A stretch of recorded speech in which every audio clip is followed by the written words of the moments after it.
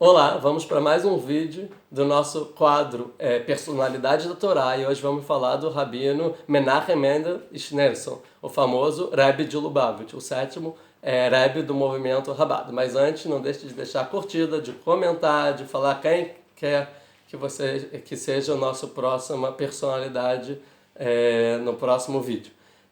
Vamos falar então do Rebbe, mas antes a gente tem que voltar a 250 anos. Como já falei em um vídeo sobre o Baal Shem Tov. Baal Shem Tov ele funda um movimento racídico, né? Lá eu expliquei, sobre dois principais lemas. Um, não tem nenhum lugar do mundo que Deus não esteja presente.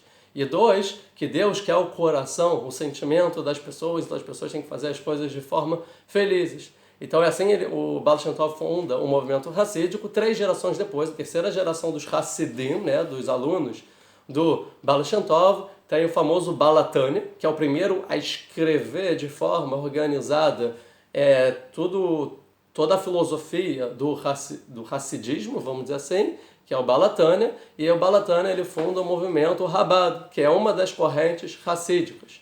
O movimento Rabado, no total, o primeiro Rebbe é o Baal HaTanya, então ele vai morrer, vai deixar outro, e assim vão ter 7 Rebbes.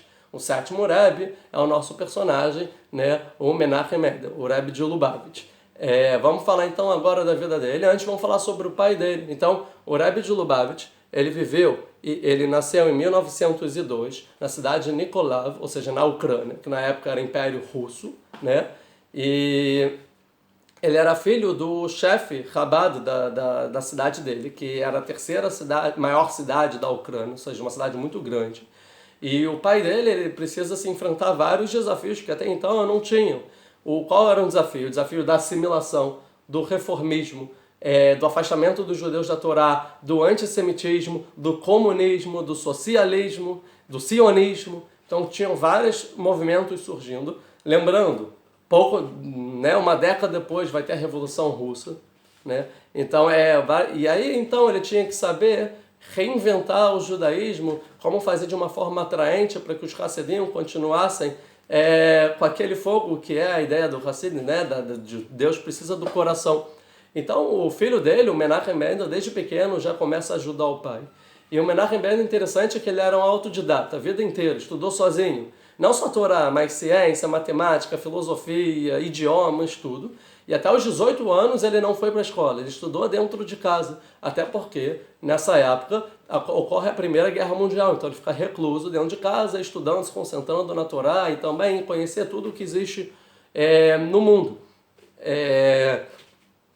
Aos 20 anos, então, ele vai para Berlim, né? E ele estuda na Faculdade de Berlim matemática e filosofia. Em 1923, ele encontra pela primeira vez o sexto Rebbe de Chabad, que se chama Rabino Levi Yitzchak Schneerson também, que eles tinham alguma proximidade, né? A mesma família. Desculpa, o Levi Yitzchak Schneerson é o pai dele. Desculpa, o sexto Rabino de Chabad é o Rabbi Yosef Yitzchak Schneerson, que é o sexto Rebbe de Chabad, e ele vivia na União Soviética. E aí, então, nessa época já tem o comunismo, e aí, então, a União Soviética tinha fechado todas as escolas, proibido a religião, sinagogas, qualquer instituição judaica, as condições econômicas dos judeus, para a maioria da população também, estava muito difícil, e não só isso, eles prendiam, exilavam, né, e também até executavam qualquer pessoa que tentava professar o judaísmo. E óbvio que o Rebbe de Lubavitch tentou, de forma secreta e de todas as formas, preservar o judaísmo dos judeus da União Soviética, uma tarefa muito difícil. Claramente, no final, ele é condenado à morte, e ele é preso. Uma questão política, não matam ele, e ele é preso, então, em 1927, pelo Partido Comunista. Em 1928, então, o Rebbe acaba casando com a filha do sexto Rebbe de Chabad, né? o Yosef Yitzchak, né? E eles se mudam para Varsóvia. Lá em Varsóvia, então, eles ficam até 1933. Olha que vida conturbada, que é a ascensão do nazismo.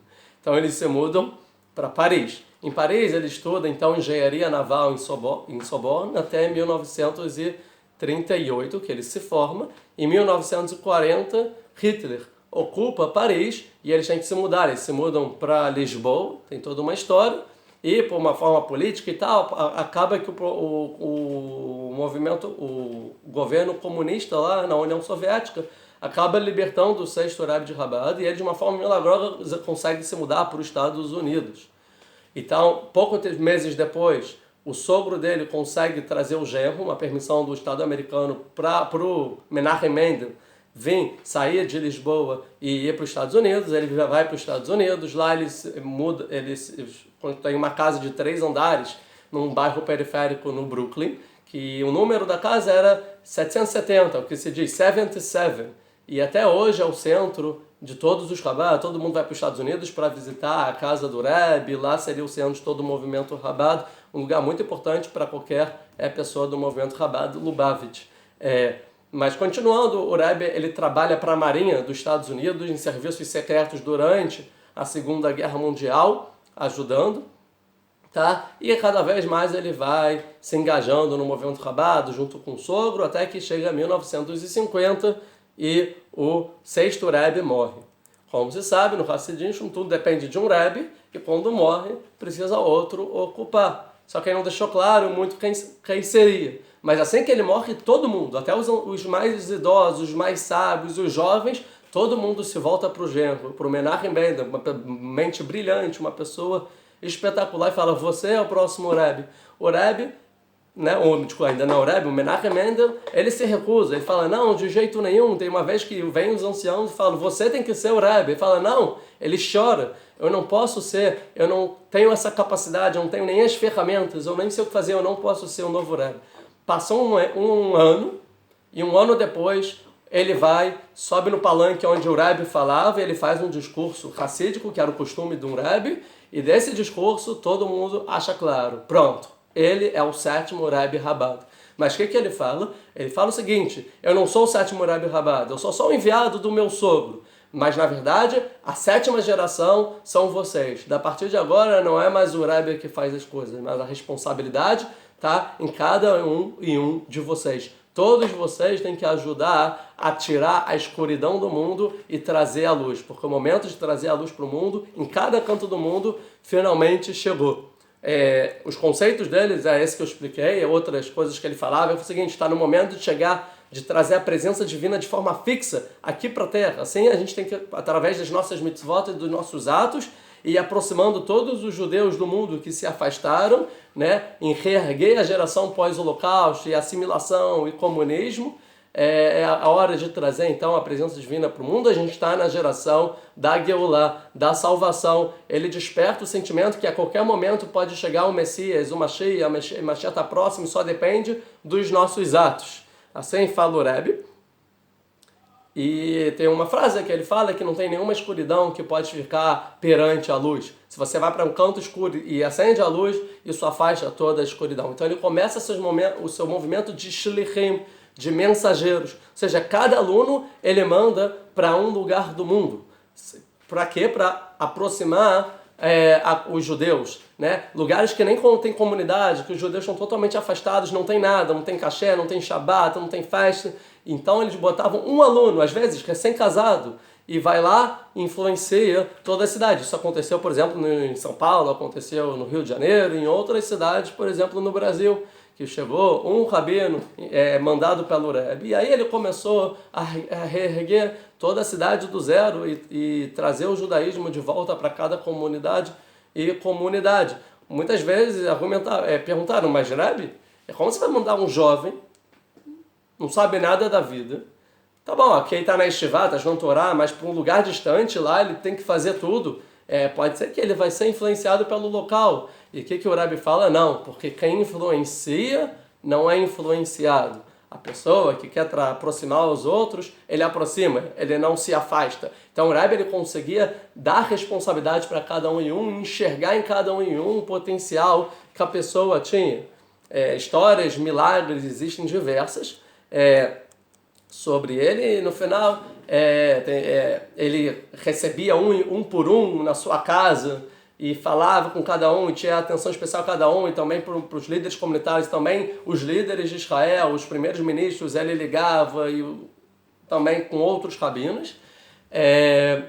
Depois ele fica um pouco mais fraco, com doenças, e ele não pode mais receber um em um, então tem aquela questão que ele dá o dólar. Ele dava $1 para cada um, em vez de receber em casa e conversar com cada um em um, e só dava uma brachá. Mas a ideia é que é uma parte de mim esse dólar, alguma coisa que é minha, eu estou dando para você, para te ajudar, para você ter força na missão que você tem que fazer na vida. Em 1992 o Rebbe tem o derrame, depois ele falece, né? E diferente dos outros Rebbes, ele não deixa ninguém no lugar e nem fala sobre esse assunto, né? Porque a ideia dele é que nessa geração todo mundo é Rebbe, todo mundo tem responsabilidade e a responsabilidade está em cada um em um e não numa pessoa só. Hoje em dia tem milhares ou talvez dezenas de milhares de emissários, né? Rabad, em tudo que é lugar do mundo, em mais de 80 países, em mais de 1.000 cidades, tem mais de 3.500 instituições de Chabad, 300 instituições aqui em Israel, sim? E esse é o legado do Rebbe, com certeza um dos maiores rabinos do século passado, que levantou a moral de um povo sofrido e destruído depois do Holocausto e é assimilado nos Estados Unidos e conseguiu trazer milhares de judeus de novo para a Torá. Infelizmente, em cada grupo sempre tem uma exceção que perde a linha, né? Que perde um pouco o ponto. Depois da morte, ele era tão carismático, uma pessoa tão especial, que algumas pessoas não conseguiam talvez aceitar a morte dele. E até hoje tem poucas pessoas, que falam que o Rebbe não morreu, na verdade ele se ocultou, que na verdade é o Messias e ele vai voltar para salvar o mundo, e coisas desse tipo, que obviamente não tem nenhuma base na Torá, que ele foi profeta, não tem nenhuma base. Está errado, isso é importante saber, que isso não vai para a Torá, mas é uma minoria, mas isso não vai ofuscar a grandeza do Rebbe, a Torá do Rebbe, a influência do Rebbe e tudo o que ele fez. Ele conseguiu fazer uma máquina, né, institucionalizar uma forma de viver com estudo de Torá, com centros, instituições, enviados e assim construir do zero, né, muitas vezes do zero,